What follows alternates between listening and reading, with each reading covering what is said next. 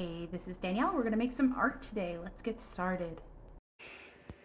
Okay, today I want to make some watercolor art using some glue. This is just cheap regular school glue mixed with some black acrylic paint. I'm going to be tracing this image that I have up here to make art for my animal therapy office. So yes, I have got to trace this all using the glue. It's going to take me a few minutes.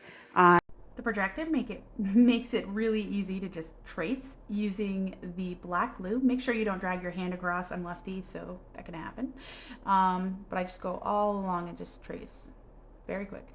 Okay, so here's a few tips. If I work from top to bottom, I seem to have an easier time keeping track of the design without running my hand over it. Of course, I'm left-handed. I don't know if that's true for right-handed people. It's hard for me to work my brain around that. Also, the idea is to make a fairly thick line. Like, see, I went up there and it started to have a problem. You want a fairly thick line of glue. So if you don't go thick enough, you can always go back. So it's not a big deal. But, you know, the idea is to make a fairly thick section of glue. These are a little icky, but you want it thick, but not too thick. But again, you can always put extra on. So, you know, just think about it like that.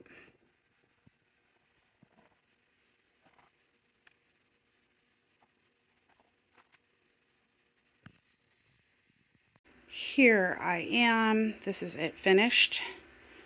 I'm trying to decide if I should do anything else on this, seeing there's going to be some room along either side. But that's it. Okay, so if you're curious what the project ended up looking like, this is it. It's not fully painted yet. This is just the glue, and it's going to dry, and then I'm going to paint it with watercolors. But this is what you can do with your projector if you have something you want to do crafty with it. So this is my favorite part of the project, the part where I forgot to record most of it. But I used just my kids' watercolors. Started with some purple and red, moved on to the green and brown, and then added some more red, pink, blue. Along the edges I used brushed metal, and then went on and added some blue color shift. It's called Blue Flash on the inside of the brushed metal. You can see it here.